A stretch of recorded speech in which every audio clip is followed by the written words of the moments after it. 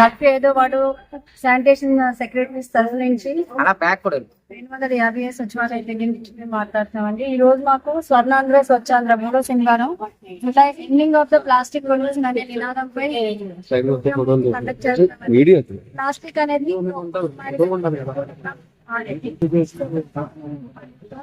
ప్రకృతిని ఎంతగానో హాని చేసిన ప్లాస్టిక్ ని ఎలాగైనా సరే మనం విడనాడాలని చెప్పేసి గుడ్డ సంచులని మనం ఎక్కువగా గుడ్డ సంచులు వాడాలని చెప్పి మనం ప్రభుత్వం తరఫు నుంచి ప్రజలందరికీ కూడా అవగాహన కల్పించాలని ప్రతి 3వ శనివారం ఒక్కొక్క అవగాహనపై ప్రజలకు అందించాలని చెప్పేసి మన ఆర్పీలు కానీ పిల్లలు కానీ అందరూ కూడా టీచర్స్ కి ఈ యొక్క ఇన్ఫర్మేషన్ అనేది ఈ యొక్క సమస్యలు అనేది వాళ్ళకి కూడా చెప్పి ఎక్కువగా పబ్లిక్ అనేది ప్లాస్టిక్ అనేది 120 మైక్రాన్ కన్నా తక్కువ ఉంటే గనుక ఆ ప్లాస్టిక్ అనేది విడనాడి 120 మైక్రాన్ కన్నా ఎక్కువ మైక్రాన్స్ ని ప్లాస్టిక్ ని వాడి అది కూడా భూమిలో కలిసిపోయే ప్లాస్టిక్ అంటే జొన్నతోటి నెక్స్ట్ ఏంటంటే మన యొక్క చెరుకు గడ పిప్పుతోటి తయారు చేసిన వస్తువుల్ని వాడితే అవి మనం వాడిన తర్వాత అవి భూమిలో పడేసినా లేదా మనం ఎక్కడైనా పడేసినా అది భూమిలో కలిసిపోతుంది కాబట్టి ప్రకృతిని కూడా అది హాని చేయకుండా ఉంటుంది.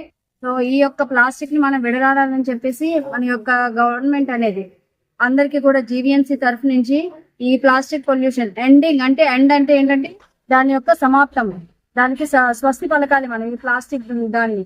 సో ఎప్పుడైనా సరే మనం ఏవైనా ఆదివారం పూట్ల మాంసం గుడ్లకు వెళ్ళినప్పుడు మన యొక్క బాక్సులు తీసుకెళ్ళడం కానీ లేదంటే వాళ్ళ ఆకుల్లో కట్టి ఇవ్వడం కానీ లేదా వాళ్ళ యొక్క గుడ్డ సంచుల్లోని లేదా కార్న్ ఇప్పుడు జొన్నలతో తయారు చేయన కవర్స్ అనేవి వస్తున్నాయండి. ఆ బయోప్లాస్టిక్ అనేది యూజ్ చేసి కంపల్సరీగా మాంసం అనేది అందులో తీసుకొచ్చేటట్టు చూడాలి.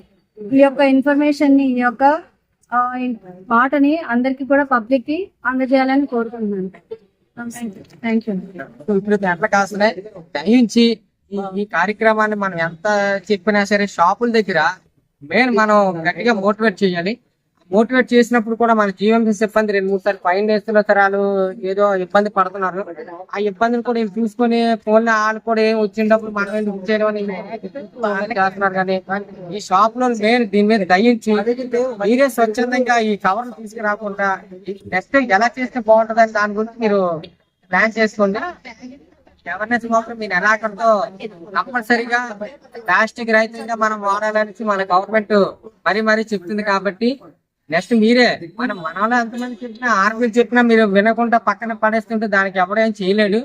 దయించి షాప్ లోనే స్వచ్ఛందంగా మేమే అమ్ము అని ఒక నినాదంతో అక్కడ నుంచి ప్లాస్టిక్ ని నియంత్రించి మన వాటిని స్వచ్ఛందంగా ఉంచుతారని మరీ కోరుకుంటున్నామండి.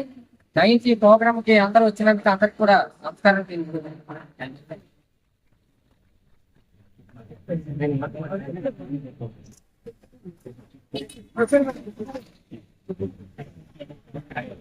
చెప్పండి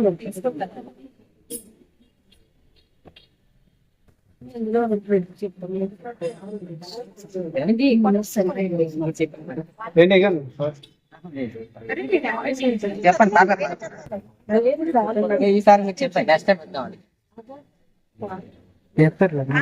ప్రభుత్వము పర్యావరణ అటవీ శాస్త్ర మరియు సాంకేతిక విభాగము పర్యావరణ దినోత్సవము పంచ పర్యావరణ దినోత్సవము మరియు వనమహోత్సవము 2025 హరితాంధ్ర కోసము అడిగేద్దాం. వినపోతాన్ని మొక్కలు నాటుదాం. ఆకుపచ్చన ఆశయాలతో స్వచ్ఛ రైతాంగ అభివృద్ధికి తోడ్పడతానని పచ్చని చెట్టే ప్రగతికి సోపానమని ప్రకృతిలోని సమతోల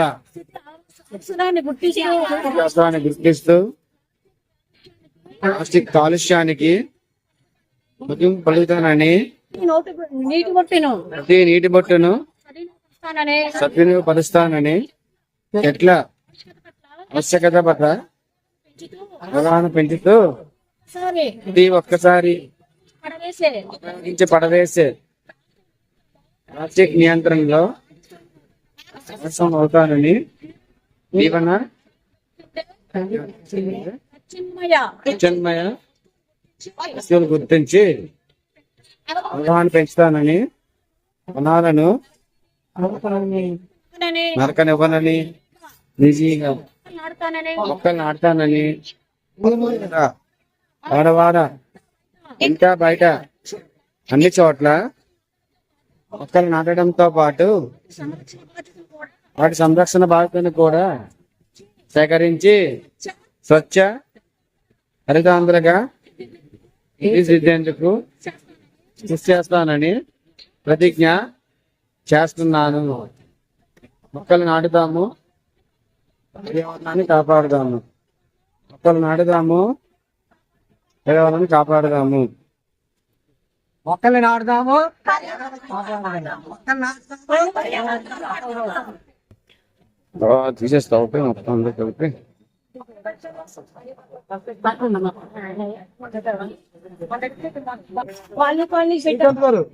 దీనికోసం మామూలులో పెట్టండి ఇక్కడ మళ్ళీ మన దగ్గర ఉండిపోతుంది.